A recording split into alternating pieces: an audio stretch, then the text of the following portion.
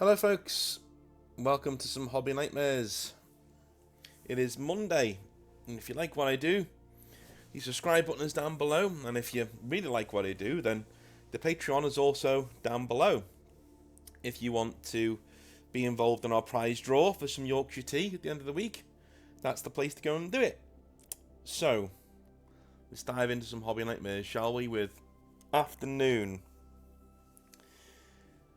Afternoon says, "Hello again, North. Afternoon here. It was a pleasure hearing my hobby nightmare being read out whilst driving on the clock." Oh, that must have been a weird journey. For the record, I am not a glutton for punishment. Joe from my other nightmare is actually a very stand-up friend outside of our play spaces. So any gatherings or talks outside of the hobby, he actually functions really well. But when the hobby is involved, we will be taking your advice and gatekeep him from entering our group from now on because of his behaviour, okay? Anyways, let's shift the focus away from Joe. Today, I would like to share with you a hobby story from the time before I started picking up Warhammer Underworlds, and it's for Dungeons and Dragons. As I said before, I had always been interested in fantasy style role playing, and when I was a teenager, I used to watch a lot of Big Bang Theory. Now's the part where you roast me for watching Big Bang Theory. No, I mean, it's not, as a teenager, it's fine. It's a show that is supposed to be, for nerds, quote unquote, but actually it's to make fun of nerds, right? That's its main thing. It punches down, is what I'm saying, all the time. Anyway, seeing a tabletop style role playing game being shown on the screen always made me envious of Westerners, because in Malaysia, role playing games are actually very, very niche, even in our current era. So, I was not able to step foot into the hobby until my late teens, where I discovered online shopping. When I first got into college, me and my friend group had our first taste of freedom. You're in your late teens and entered college away from your parents. It made us feel free. It made us think we could do anything. What would a group of young single men do when their parents aren't there to police them? Nights of debauchery? Nah. We ordered a starter book of D&D Online without their consent. Yeah, we're bad boys. Anyways, me and my friend, let's call him Leo, opened the D&D book and started inhaling all of the rules and plays, consuming all of the YouTube comments to find all the information we could on how to start playing D&D, and even played a test run game with only me and him to see if the game would work in a 2-player setting. After this, we were ready to invite a bigger group. We conjured a group of 4 people to play a game consisting of, all names have been changed for the sake of anonymity, me, a DM and a player NPC human barbarian, Leo, a paladin who does not reveal his face, Bear, a rogue who's looking for his son, Wind, a dragonborn who wants to get with all women in the game, who will be the subject of this hobby nightmare. I forgot who used to quote. What? I forgot who you used to quote. Maybe Count Dankula or something, but I remember you saying this is what we call foreshadowing. Yes, indeed. Indeed. To set the scene, our characters all met up at a town square and brawled to settle our differences. Wynn's character wasn't present because he was cooking the town's strongest resident archmage, who pitted the town against us. Whilst attempting to escape the town, the process took a lot of days in game, the archmage grew more and more angry towards Wynn's character and went through more and more of a dark path via forbidden magic to blow us out of hiding, eventually becoming the main antagonist of the story. I like that. A villain becoming a villain because it makes sense. Sounds cool. We managed to foil the Archmage's advancing attacks and turn the town against him by doing a long, elaborate plan of pretending to get caught and then using a very convincing speech to rally everybody when the Archmage was about to execute our characters. The arc ended in a success, and everybody was excited for what was about to happen next with the Archmage turned necromancer Big Baddie. Over time, however, a pattern was beginning to emerge with Wind. He began trying to roll to be with as many women as he could in the game, even though it does not serve the purpose of advancing the story. Our friend group started telling him off out of character, but Wind also began to withdraw from our social circle. Every time we played, he proceeded to take out his phone and tap on it. He would say his girlfriend is texting him, not focusing on the story or the combat that follows. Forgetting his role or what he was doing, and during puzzles in game, he would not play the game correctly and proceeded to cheese, quote unquote, the puzzles, such as, I break the puzzle, or I leap across the ravine where there's no platform for him to land on. Things like that. Yeah, this is somebody who just checked out of their game, man. He just checked out. Like you've not let him play with his toys once, and he's basically thrown his toys out the pram, right? He's thrown his toys out the stroller. Doesn't want to do it anymore. There was even a big part of the story where there was a wyvern which helped us get to our destination by flying there. It got itself gravely wounded during enemy fire and was passing away. Oh no. I told Wind, as the DM, that if he offered a calm speech to soothe the wyvern's final moments before dying, he would get a home-brewed stat buff for the final battle, which he proceeded to tell the dying wyvern to, well, get well soon, bro, breaking the immersion and an emotional moment. The wyvern died, and everybody got mad at Wind because it was such an immersion breaker. You can start guessing what's about to happen, Mr. North. You're really good at that, and I'd love to hear what you have to say. Okay. Yeah, I'm betting he's gonna react in a volatile way to being called out. But at the end of the day, like, if you're a DM and you've put your heart and soul into a campaign, into something this big, and you've really gone for it, yeah, it is a real kick in the teeth when somebody just it's embarrassing. Do you know what I mean? If you put so much time and effort into something, and then somebody just disregards it, like, well, get well soon, bro, I guess, right? And is on their phone the entire time, it's disrespectful and it's embarrassing, because you spent a load of time on that session, on that world. So if somebody else is just kind of, not with it, or is overtly, just not engaging in the world and what's going on, that's when you can start to get a bit peeved, It really is. One day our friend group hosted an intervention regarding Wind's declining behaviour, because this is not only affected in the hobby, it started leaking out towards our friend groups and other activities, like get-togethers, etc. We sat down and asked him what his deal was. He refused to let us know what was up. For the sake of holding my friend group together, I interviewed a few friends close to him at the time, and Joe, yes, Hobby Nightmare 1 Joe, who was also a childhood friend of Wind, let me know that Wind was suffering from depression. Wind had a crush on a girl who wanted to be just friends. Okay, I'm going to say, do you know when he said before that he was texting his girlfriend? Right? I'm going to say that this was the girl he was texting. Who wasn't really his girlfriend. So he's acting out in a very, immature way in the game. Like, trying to be with every woman in game is his way of dealing with the rejection that this woman is giving him. Because deep down, if you're a dude and you're texting a woman who's not interested, deep down, by her responses, she's not interested. You're holding out hope, and you're coping, right? He proceeded to pretend that they were together. He proceeded to pretend. I didn't read that, I promise.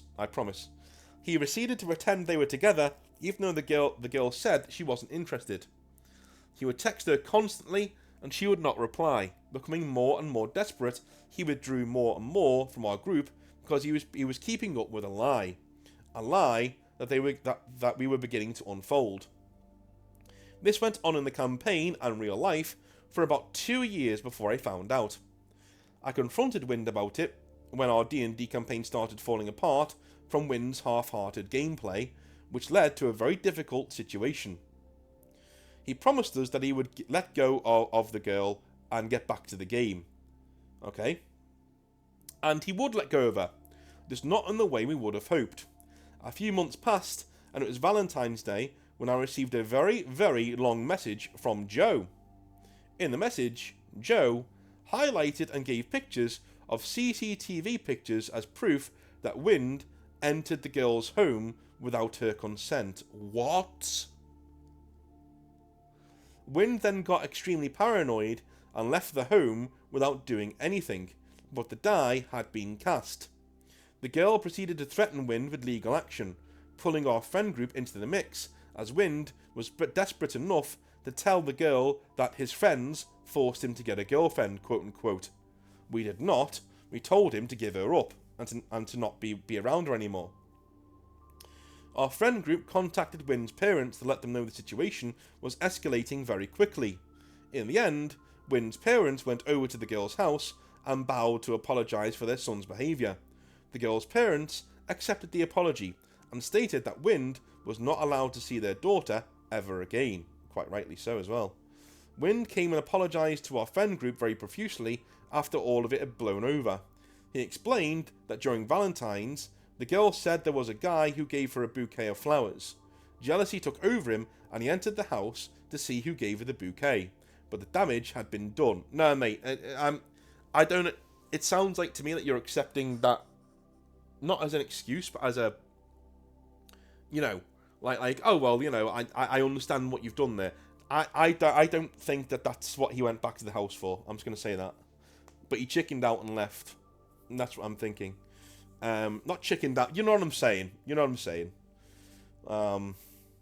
His social reputation was ruined and all the hobby groups were against him. Every action he took from then on in, the group was heavily criticised and policed. Every action he took from then on in the group was heavily criticised and policed after the incident. Wind promised to work on himself to get back into our good graces, but I feel like he would throw the hobby group under the bus in a heartbeat once he finds another girl to orbit over. So I just said, you know, if you ever get drunk on a woman again, you're on your own, pal. We still chat and gather from time to time, but Wind's presence in the group is now minuscule to none. He has become a jester of the group, a prime example of what sort of a man not to become. I share this story to raise awareness about sharing with your friends' group. Please let your friends know what's going on with your life. Sometimes you might not know that you might be straying away from the right path until somebody tells you flat out that you're doing so. I'm not saying to let people police you, but at least trust your friends enough to guide you on whatever you have trouble with. I always imagine you as a psychiatrist sitting on a leather chair, clicking your pen, whilst I lay on a sofa and ask for your opinion. I always like to hear your thoughts. Thanks again from Malaysia, Noon. Cheers, man. Thank you very much. And yeah, I mean, thank you for saying that. I mean, I'm not a psychiatrist. I have to say this every single time. I am not a qualified psychiatrist, so take all of my advice with a heavy dose of salt. But at the same time, that's a really good way of looking at it, and I don't blame you for doing so. Well done to you. Well done to you indeed. And again, yes, if you have issues like this, always go to your friend group. Always, always, always. Go to your friend group. Make sure that, you know, when you speak to them, then they know what's going on, because you never know. You may be able to get some really good advice going forwards, alright? Always be open with people. Because if this guy had done that, it'd be fine. Do you know what I mean? It'd be totally be fine. Absolutely. He would have been talked out of it, that they'd have taken him to a bar or something. They'd have just talked him down off that ledge. But there we go. Deadlocked said, or says, "Greetings, North. You can call me Deadlocked, and I'm writing to you from the good old US of A. This name, in case you're wondering, came from the amount of need to create a profile name for my PlayStation, and like all creative people, I decided to look around the room and look for the first word that I saw. I saw a copy of PlayStation 2's Ratchet and Clank Deadlocked and thought, hey, why not? Sadly, it was unavailable, though I thought, well, lock sounds like lock, as in L-O-C-H, sounds like lock, and bam, new PlayStation profile and online username. Just like that, just like all the greats. My nightmare is a short tale of the time when I was the nightmare, and it is about experience being the best teacher. The game system we are playing is X-Wing 1.0, and this is a flashback to the days of 2016-2017. I decided to enter a small tournament. I have never been to many previously. At the time, I only remember having gone with some friends to the Ard Boys 40k tournaments back in 5th edition. However, that was mostly just me getting my head smashed in. Those were the days of the Imperial Guard's leaf blower lists, and it was fun to be on the other side of it. Suffice to say, experience was not on my side. To begin with, for those of you not in the know, X-Wing is played by secretly planning your moves with dials for each ship. You move the ships in ascending order and fire at each other in descending order. There is some strategy involved with bumping enemy ships to make them easier to hit, as well as avoiding asteroids or anything else. You'll be easy to hit and take damage for it. So, imagine my surprise when, lo and behold, I found myself winning 2 games at the tournament. And they were great. Everybody was playing all the cool ships from the movies, whilst I was blasting them all with TIE fighters and that normally die in droves. The Empire struck back that day and it felt great. I flew my TIE fighters beautifully and swarmed my enemies down with a barrage of blaster fire. I was feeling pretty high. In a manner of speaking, of course. Warning, this gets pretty grim from now on. Looking back now, I can see the signs quite clearly. I hadn't really eaten anything since breakfast, and we were well into the afternoon at this point. That lightheadedness you feel gets covered up really well with adrenaline. Coupled with the fact that I hadn't drank anything in a while either, just makes for an added complication. Once again, imagine my surprise when I find myself at the top of the ladder table. I'm playing for the prize, which I think is a TIE Phantom and some store credit. I set out my ships and my cards. My opponents do the same. I glance down at my cards and start to see it. A drop of blood. That's weird, I thought. 2 more. Thud onto the table. That's me. What follows feels like all of the blood in my head promptly deciding that it had heard a fire alarm and came rushing out of my nose. It was bad. I must have gone through what felt like half a roll of paper towel. No matter what I did, it just wouldn't clot. I felt so bad, literally and figuratively. About half an hour, it did clot after I got some fluids. Once I'd recovered, I went through cleaning everything because I didn't feel right leaving the store to clear that kind of stuff up. My opponent was going to give the prize to me out of what had happened, but I just didn't take it. We hadn't gotten to play, and it would feel pretty hollow to take the prize. So we compromised on me getting the Phantom, and they get the store credit, and called it a day. Well, it's still a win for you, man, if you like TIE fighters that much. This is a lesson that no matter how much fun it is playing with models, you are important, and you shouldn't put off the necessities. You know, food, drink, sleep, all of that. Sadly, embarrassment and work kept me from going to many more tournaments at that store. I did go one other time, but I flew terribly and went 0-3. Then, right about in 2018, I transitioned away from X-Wing and sold my ships. Fast forward to now, and while I moved away from X-Wing, I did find my way into all the other Fantasy Flight properties.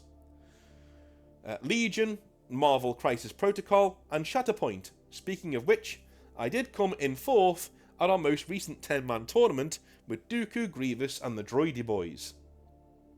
I'll leave you with one other thing. Time, experience, can also teach you to value certain things differently. When I was in X-Wing and 40k, I was a very bad loser. When I wouldn't do so well, it would ruin the whole rest of my day.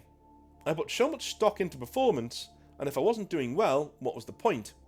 I remember coming home recently after I had just gone 0-3 at a Shatterpoint event, and my wife commented on how upbeat I was. "Are you okay? You didn't do so well from what you told me," she said. "Yeah, I'm okay. I didn't do so hot record-wise, but look, I slaughtered most of the characters." Like you always say, finding your joy in the game is paramount. Remember, it's supposed to be a break from the grind, not another thing to grind yourself down with. Thanks for reading my short, long hobby nightmare. Thanks for all you do, keep up the good work, and take a sip of tea if you haven't. Cheers. Just add that as a cheeky American. Cheers, man. He's right. He's completely right. So, back in the day, I used to really suffer from being a poor loser in 40k. And I will share with you now the key tool I used to get over that, as North is now talking to you. Essentially, I looked at 40k and I thought about what I enjoy doing most. Like, what do I enjoy doing in this game most? And it came down to me really liking to duel with and take down enemy characters, right? So then I went home and I kind of thought, well, at this stage, I'm working for Games Workshop, so I can't really be a sore loser because, you know, that's a bad look and you'll get fired. So I'm at home and I'm thinking about how to make this into a thing where, you know, I like to take down enemy characters. Okay, cool. So I wrote a bit of lore for my Space Marine faction, and I thought, why don't they just be assassins then? Why don't they be battlefield assassins? So I created a Space Marine chapter called the Steel Wardens at that time. And they were essentially battlefield assassins. They would deploy onto the field and they would go after one specific enemy character. And as long as I got rid of that guy, in my own brain, mission success. You know, I won, right? I could lose the game 19, 20 points to 1 or to 0. Didn't matter, as long as that one character went down. Now, I still felt bad when the characters didn't go down, but that was very rare. Because if you dedicate your entire being to killing one thing on the tabletop, it's going to go, right? It's going to go. The game is just like that. It will go. You may lose your entire army doing so, but it's going to go. I became really good at baiting out characters into the open, so I could deep strike around them and get rid of them, you know? And it was a really cool thing to me, because to me, it was like ludo-narrative harmony. You know, the general, the player, is acting like the general of the Steel Wardens would do in real life. And it was so fun, and I lost so many games, but I just didn't care. It was really, really, really fun. So, that is my advice on how to get over being a sore loser, and how to get on with it and actually have fun in your games. Anyway, that's going to do it for today.